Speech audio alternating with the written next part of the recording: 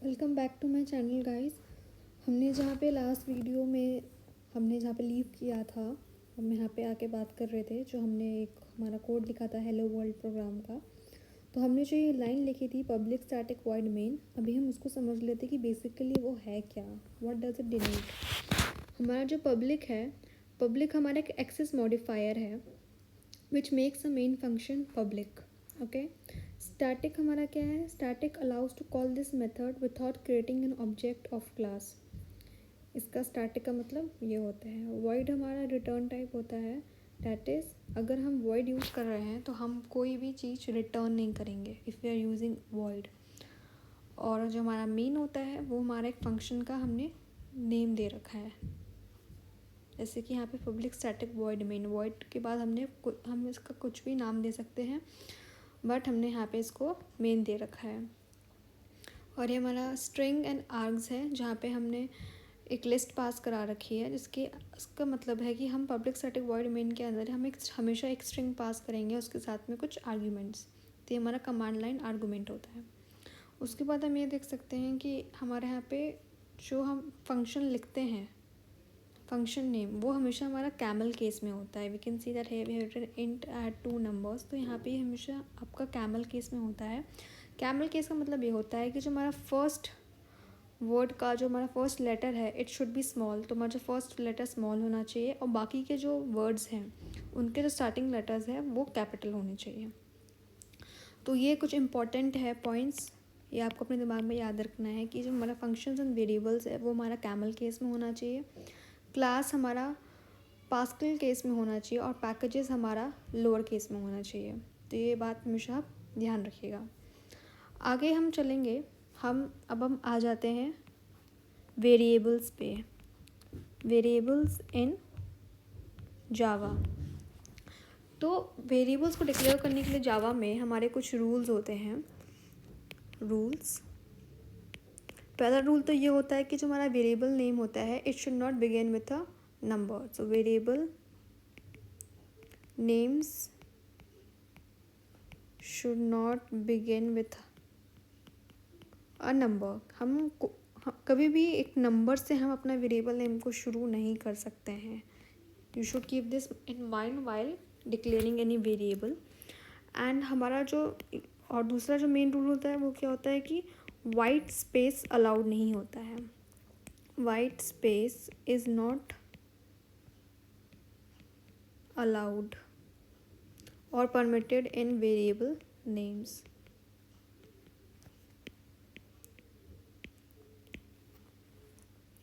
उसके बाद हम आ जाते हैं हमारे कुछ डेटा टाइप्स पे। प्रिमिटिव डेटा टाइप्स, ये जो हमारी वीडियो है ये हमने बहुत बेसिक रखी है अभी, जिसमें हम सिर्फ बेसिक इंट्रोडक्शन ले रहे हैं जावा का, बेसिक क्या उसके कंसेप्ट्स होते हैं, फंडामेंटल्स। तो प्रिमिटिव डेटा टाइप्स क्या होते हैं? That is they are built in Java hold single value. तो ये बात हमेशा याद रखिएगा, that they are built in Java and they hold single value. इसके कुछ अलग प्रिमिटिव डेटा टाइप्स क्या क्या है? हमारा बूलियन। बूलियन का मतलब क्या होता है? हमें भी कभी भी ट्रू या फॉल्स कंडीशन का यूज़ करना होता है तो हम इसके रिटर्न टाइप या हम इसके लिए वेरिएबल बूलियन का यूज़ करते हैं। You can write here true और false. Char is a character. जब हमें कैरेक्टर्स को डिक्लेयर करना होता है तो हम कैर डेटा टाइप का यूज़ करते हैं, like A B anything. Byte, always remember that 1 byte is equal to 8 bits। इसके ऊपर हमारे कभी कभी हम जब इंटर्नशिप या अपना प्लेसमेंट के लिए बैठेंगे तो उसके हमारे 2 कोडिंग क्वेश्चंस होते हैं उसमें। एक ऑनलाइन टेस्ट में हमारे MCQs भी होते हैं, तो उसमें कभी कभी ये बाइट बिट्स को थोड़ा सा घुमा फिरा के क्वेश्चन आ जाता है। तो आपको ये सब बेसिक्स पता होना चाहिए कि एक बाइट में कितने बिट्स होते हैं। इसके ऊपर एक MCQ आ सकता है। हमारा एक शॉर्ट डेटा टाइप भी होता है and other is int, long, float and double। जो हमारा ये फ्लोट एंड डबल होता है ये हमारी फ्रैक्शनल वैल्यूज़ के लिए होती हैं। If you want to have our answer in float like decimal values like 2.34, then for that we will be using float. And if we need a large number in our decimal, then we can use a double data type. Okay, int is of 8 bytes, or we can say 64 bits. Oh sorry, no, it's not int, it's long. Int is of 4 bytes and your long is of 8 bytes. So int is of 4 bytes, it would be of 32 bits, and 8 is just 64 bits. Long would be of 64 bits. Okay, and your short is of 2 bytes, that is 16 bits. Always remember that. Okay, if you want to declare our char, we can declare it like this. char ch हमने declare कर दिया, उसमें हमने एक character को store करा दिया है. Like this we can declare it. Okay, I hope आपको यहाँ तक समझ में आ गई होंगी चीज़ें. उसके बाद हमारे क्या आती है, ये हमारे प्रिमिटिव डेटा टाइप्स थे. क्या थे हमारे प्रिमिटिव डेटा टाइप्स थे. उसके बाद हमारा आता है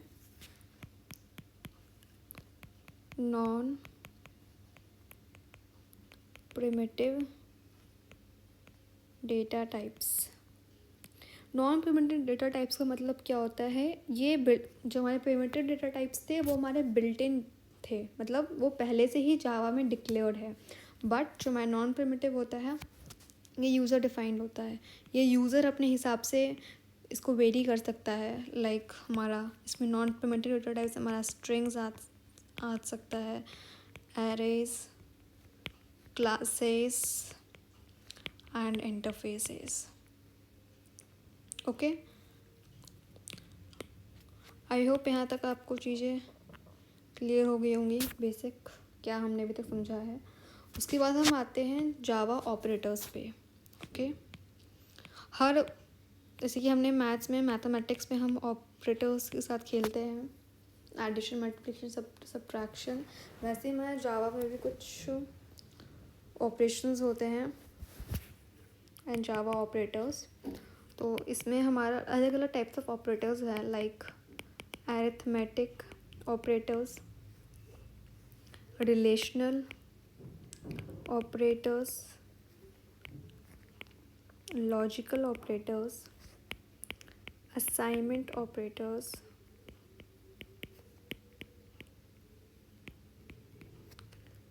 unary operators and your binary operators. अभी हम आगे चल के इस वीडियो में ही हम इनको डिटेल में समझेंगे एक एक करके. सबसे पहले हम आ जाते हैं एरिथमेटिक पे. एरिथमेटिक ऑपरेटर्स का मतलब है कि हमने प्लस, माइनस, डिवाइड, इन सब का हमने यूज़ किया है, तो वो हमारा क्या है, एरिथमेटिक ऑपरेटर्स हैं. ओके, और एक यहाँ पे साइन होता है, इसको हम कहते हैं मॉड्यूलो.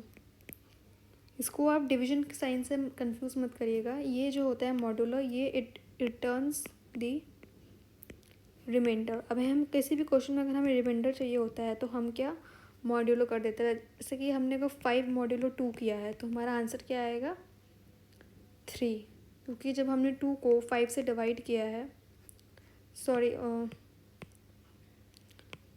पे मिस्टेक हो गई. 2 को जब हमने 5 से डिवाइड किया है तो हमारा रिमाइंडर क्या आ रहा है 1. ओके, तो हमारा यहाँ पे रिमाइंडर 1 है, तो इसका मतलब जब हम 5 मॉड्यूलो 2 करेंगे तो हमारा रिमाइंडर आएगा 1. तो जब किसी भी क्वेश्चन में जब हमें रिमाइंडर निकालना होता है तो हम मॉड्यूलो का यूज़ करते हैं. और division is for when we need a question, जब हमें डिवाइड करना होता है. उसके बाद हमारा जावा में रिलेशनल ऑपरेटर्स आता है.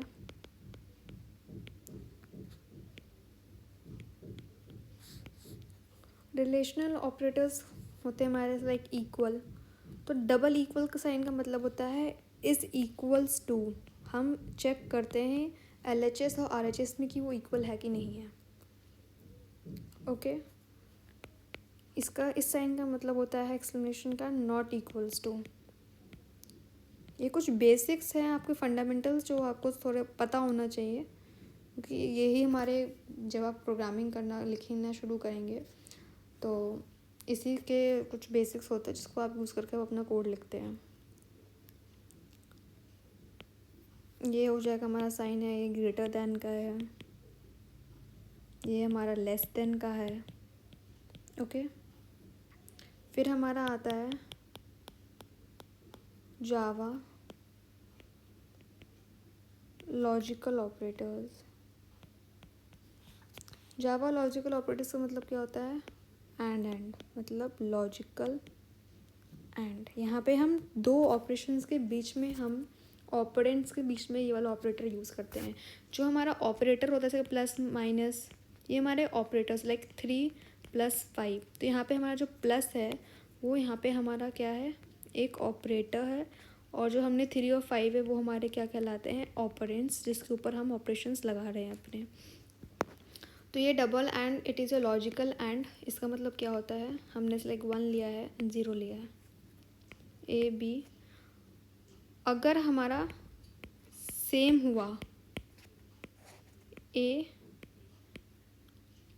एंड बी, तो अगर हमारा ये भी ट्रू है, ये भी ट्रू है, अगर हमारा ए भी ट्रू है और बी भी ट्रू है, तभी हमारा जो फाइनल वैल्यू होगी वो क्या आएगी? हमारी ट्रू आएगी। अगर दोनों एक भी अगर फॉल्स है तो हमारा क्या फाइनल वैल्यू क्या आ जाएगा? फॉल्स आ जाएगा।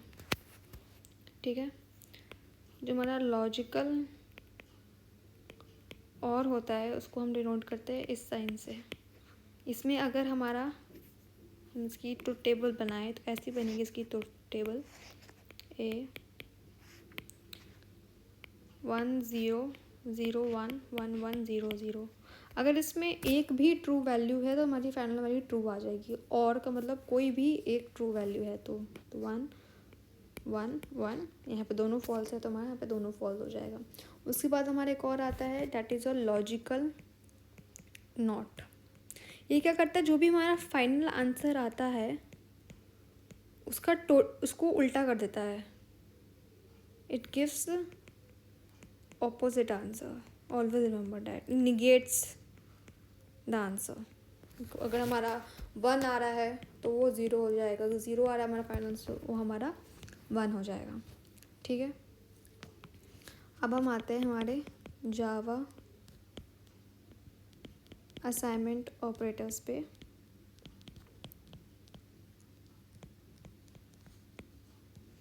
जावा असाइनमेंट ऑपरेटर्स हमारे कौन कौन से हैं? Like plus is equal to. तो इसका मतलब होता है पी, अगर मैंने एग्जांपल ले लिया एक, P plus is equal to Q, तो आप इसको कैसे लिख सकते हैं? We can write is like P, जो हमारा इधर ये चीज़ है हम उसको एग्जैक्टली उसको राइट हैंड साइड पे वैसे ही लिख देते हैं, पी प्लस क्यू। तो ये दोनों का मतलब सेम है, बस एक तरीका है इसको शॉर्ट फॉर्म में लिखने का, प्लस इज इक्वल टू। ऐसे ही बहुत सारे टाइप के हो सकते हैं। ये हो सकता है आपका डिवाइड इज इक्वल टू हो सकता है, मॉड्यूलो इक्वल टू हो सकता है। ओके, उसके बाद हमारा आता है पोस्ट इंक्रीमेंट ऑपरेटर।